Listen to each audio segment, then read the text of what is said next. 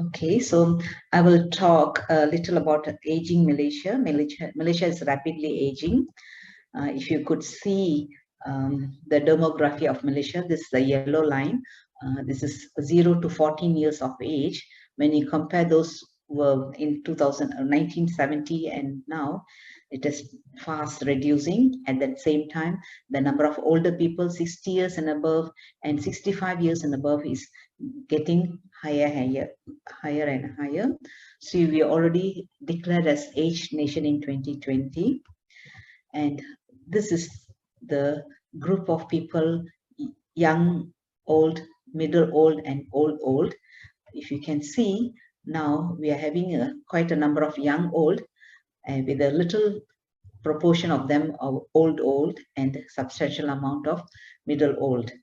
Yeah, whereas in 20 years down the road, we are going to have more and more old people and middle old people. Young old is going to become lesser and lesser. So as we all know, dementia is a disease that is of aged people. Among the aged people, it is characterized by memory problems, other problems with cognitive skills, and it interferes with the person's activities of daily living. Of course, dementia increases with increased aging, and as our nation is getting old, we have to get ready with all the services that is necessary to face this dementia challenge. So I will talk a little bit more about all these components of memory dementia care model. That is first the awareness program, the memory clinic, memory cafe, dementia daycare, dementia specific therapeutic garden, home care, residential care, support group, training, and research. So I would like to discuss the service providing based on Professor Reisberg's global deterioration scale, where he has given 7 stages of the disease from the time of diagnosis or even pre-diagnosis, and slowly as the disease goes on over the years, they slowly deteriorate. So it ranges from being appearing to be normal to the final stage of death. We need to provide care from all the stages. Yeah. So this is at the early stage, apparently called normal. Yeah, maybe not normal for those people and those with mild dementias. What we always have some event during the World Alzheimer's Month, that is in September. We always have a memory walk. During the walk, we do have talks about Alzheimer's disease, and we help with the early diagnosis, free screening, and the services about available in dementia. And we do conduct public education program. This is important so that the public gets aware of this disease. And we do now getting ready with a small book, handbook to educate the public about the early warning symptoms and where to get help. Okay, so this is during the World Alzheimer's Day. We will always have some activities, especially the memory walks. It is done in the cities, big cities, so people come to know about what is all memory walk about, why is it, and what's the reason behind. So this is a yearly event, but with this COVID, the last 2 years, we were not able to do that.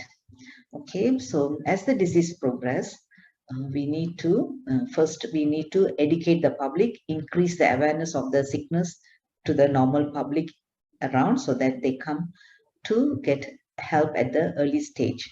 Where they come to the memory clinics. So this clinic, we do diagnose early dementias, and not necessarily early, even later, moderate stages also people do come. And our aim is to identify patient at an early stage and start treatment at an early stage, so that they have a better quality of life for an extended period of time. So we do assessment, diagnosis, and also offer psychosocial intervention, and identify other disorders that need to be treated that could contribute to dementias. And we edify family members about coping with the disease, what to do, how to handle, and also about legal issues. You know, older people, they might have some properties, monies, So when they are at the early stage, they can still make a valid will, or maybe they can do a power of attorney. All these things are advanced directives. So this is to educate the family and the person with dementia, and also we monitor the progression of the disease. Yeah. Okay. So after the memory clinic, we still have to follow up them. What we can offer at the stage, mild, very mild stage to mild stage. We need to care for memory cafe, because once they have the memory problem, maybe at the early stage, they might not have be interested to come to daycare centers. They feel, I'm not too bad, why I should come here. So they can go to certain places like memory cafe, where they can sit and have some cafe, or they can enjoy some time with the family, with their friends, or they can be gainfully employed under supervision. So that will be something good for them. They get employed and they get some income, and it can avoid belittlement of going to daycare, right? And here the volunteers and some trainees can help with them. I think many of the places we do have the restaurants being served by people with memory problem, where they place one order, they'll get another order. Still, they happily have their meals and come out with a laugh. Yeah. So we want to have something like that. Again, as depend on the global deterioration scale, as the disease progress from mild to moderate, or moderately severe to severe, we need to give them daycare services. So daycare services are specially designed for people with cognitive impairment. The services are tailored to the people with dementia of all stages, all kinds of diseases, not necessarily Alzheimer's. It can be Parkinson's disease, it can be frontotemporal, or any form of dementias, in a safe and supportive environment. So we provide a wide range of therapeutic, medical, social services, including meals and snacks, and the staff members are trained to take care of people with dementia, and we provide support for the families and give some therapeutic recreations for patients. So they are dementia specific day centers are good for early stage, because it's easier for them to get adapted to the center as at the early stage. And studies have shown good attending daycares improve their cognitive and social skill. Yeah, so it provides some form of companionship for people who feel lonely. And in middle stage, they cannot be left alone at home for a few hours. So these people need to be sent somewhere so they can come to the daycare, or caregivers have to go and work on regular basis. So they send and they go to work.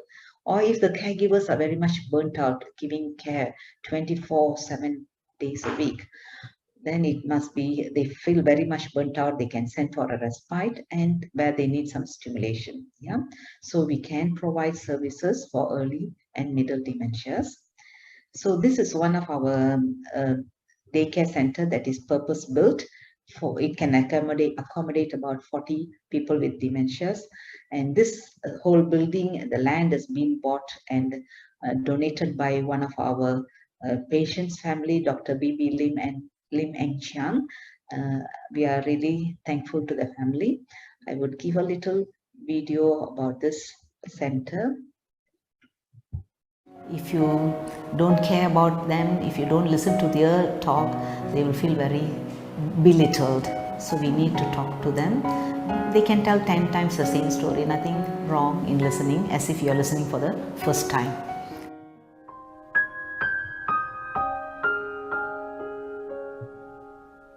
They enjoy coming here, singing sessions. As the disease progresses, slowly their basic activities of daily living will be affected. For example, like bathing, they go inside, don't know what to do, they come out without having shower.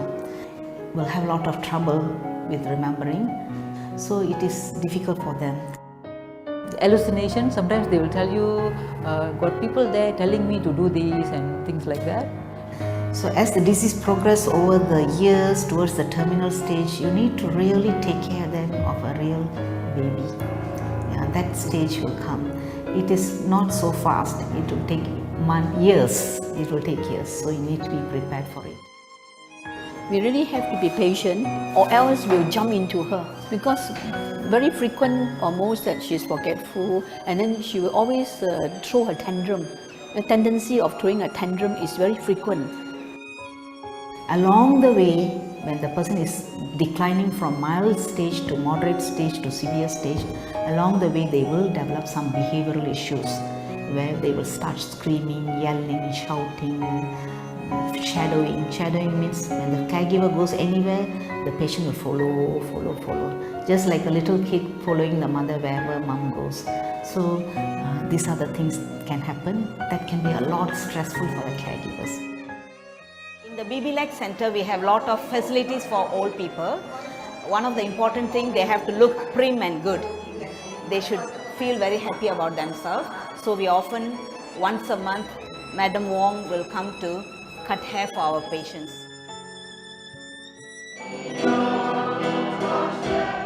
It is important when people with dementia, they should come here to the places like day centers like this because it is important. It will delay the progression.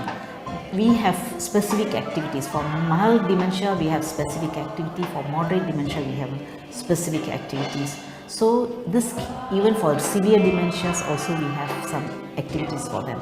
So it covers the whole range of mild, moderate, severe dementia.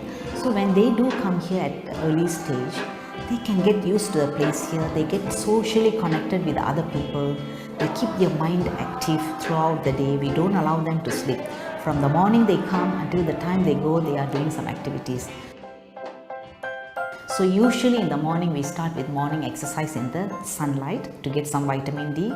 Later they'll come in and do indoor activities, some games. Then they will have singing song session together where we mix the mild, moderate, severe together at one go. And then we will separate them into different activities. This room is for people with severe dementia where they are not able to do a highly challenging activities. So they are given activities according to what they can do. So this is beading. Beading is one of the interesting activity they do. It's not just the bingo and the beading. We have many other activities. We will do it at regular intervals. This activity room is for mild dementia, where people with mild dementia can do cognitively more challenging activities. Bingo games is one of the games they really love to do that. If I don't send him to the center, I keep him in the house. He's alone in the house, just the two of us. No activities, Whereas here, he's mingling around with so many people. And the physical activity, exercises, and then the mental stimulation, it all does a lot of good for him. Since we don't allow them to sleep here, throughout the day occupied, when they go back home, they can sleep well.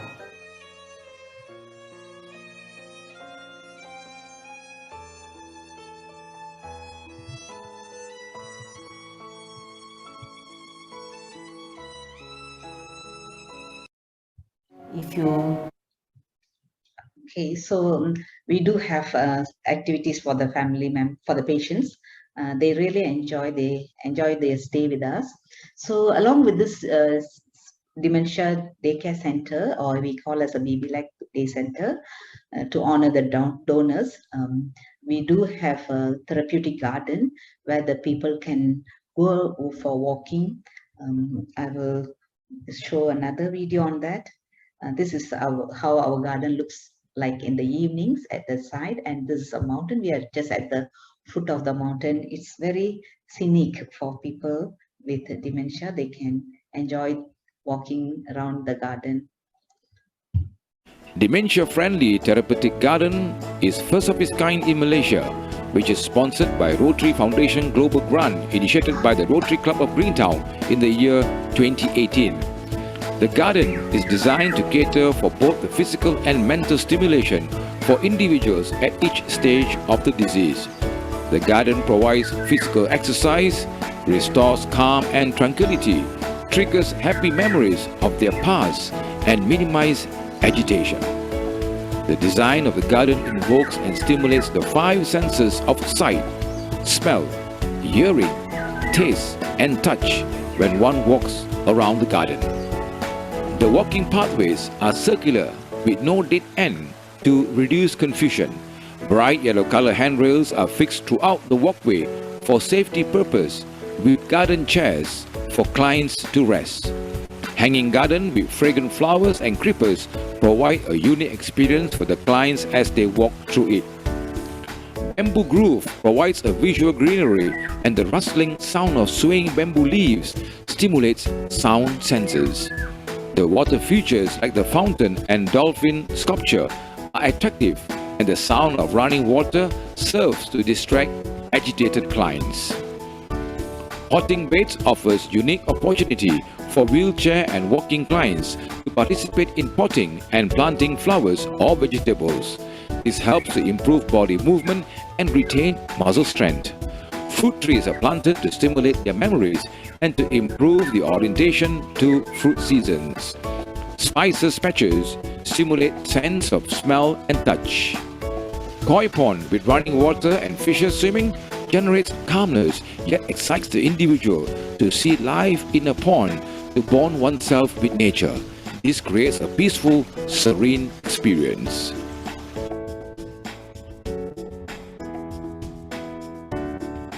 I go down. Dementia. Okay, so as the disease deteriorates, they can no longer come to the daycare center. We have to help them at their own houses, where we cater them by using a home care team. So the home care team consists of psychiatrists or medical officer, clinical psychologist, social worker, psychiatric nurse, and occupational therapist. Should be ideally like that, but we can't get all of them at the same time. We started this project, but because of the COVID, there were delays on this. So patients can be maintained or can be cared at their own homes rather than sending to nursing home if they can't come to daycare center anymore. So this is also important in the care of the service. And as the disease progresses further, where the caregivers cannot take care of them anymore, maybe they become very severely demented, or the caregiver became very much burdened with the challenging behaviors. There is no specific care services provider available, and then we need to look for a residential care. So in Malaysia, we don't have a dementia specific residential care. We don't have one, but thank God at this moment, just beside near our daycare center, there's another Chinese family have came forward. They have donated their land, empty land for us to build a residential care. I think soon we will work on that. Okay, so among all this, from the stage 1, mild stage, until the death, the family members need a social support system, because patients are very important, but the caregivers also very much important for us. They are invisible second patients. Once we have one patient, there are a string of patients behind them.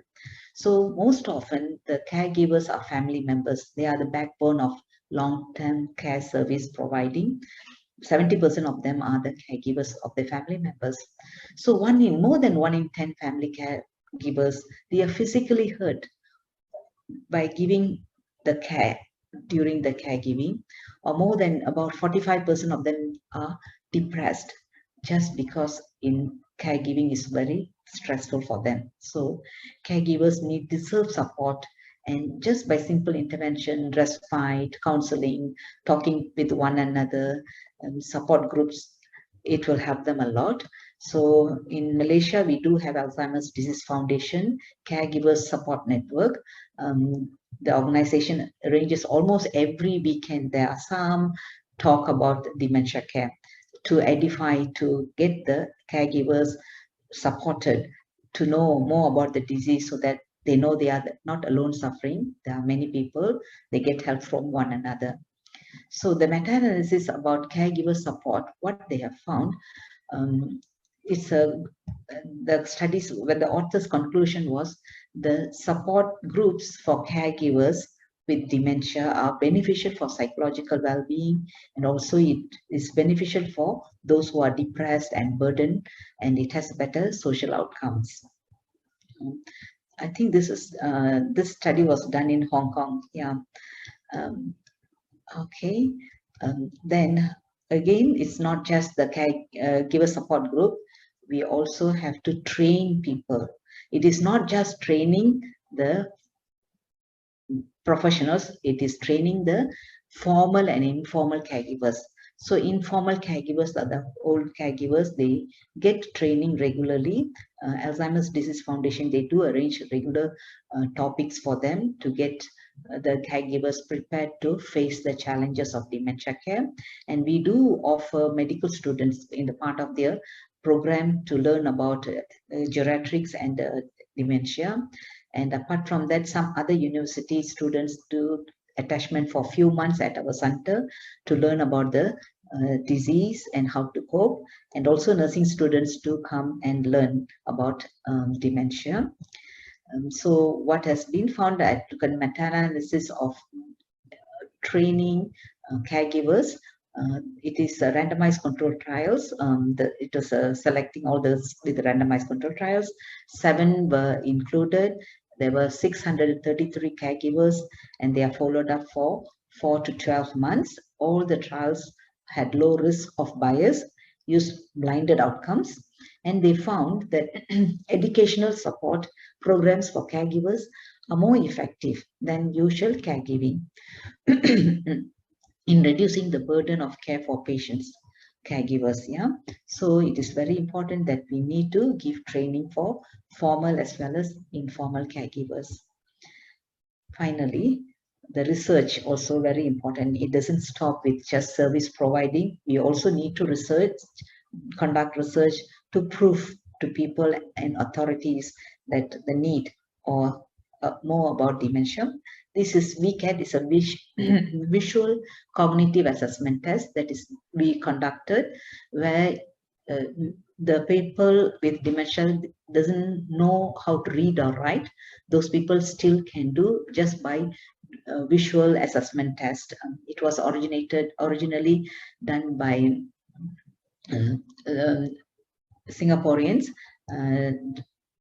One of the neurologists, Nagendra. I think many of them know Nagendra. We have conducted in Malaysia in different states, and we have published this data. And we also conduct neural compensatory. We did conduct one research that is called infrared neuroinflammatory, so near infrared spectroscopy, where we measured the oxyhemoglobin, deoxyhemoglobin. Then we found it's a prospective study by doing or subjecting the patient to do more cognitively challenging tasks, and there is increase in compensation of the blood utilization. Yeah, so this is being done. And also another study that I mentioned before, that we could differentiate normal, mild cognitive impairment, mild Alzheimer's disease using this technique and functional near infrared spectroscopy measuring oxy and deoxyhemoglobin. And we did one research with the coconut oil, and it is a double-blind randomized control, but the study was negative. It was not found to be effective in fact, the people taking real oil were having more side effects like diarrhea, and the dropout rate were high. And those who took essence, coconut oil essence mixed with water, they not much difference. And when we did it, we told it's a oil product. We didn't tell it's oil or what. Yeah, so it is published quite some time ago. We also took part in the Thorax trial. Yeah, I did mention. And we took part in the donepezil patch trial. It's we recruited the most number of patients, and I think the results will be coming out soon. Using a patch for donepezil patch. And also on another trial, I think this did not really work out well. These were the randomized control trial. So in conclusion, dementia is an age-related neurodegenerative disease. So as the population in our country or in every part of the world is increasing, the need for the services will be high. We have to be ready to face the centuries epidemic, and ready with all the service deliveries for all stages of the disease, from mild dementia or even pre-diagnosis until they pass on. Yeah, so along with that, research and training also important in dementia care. So with that, I would like to thank you.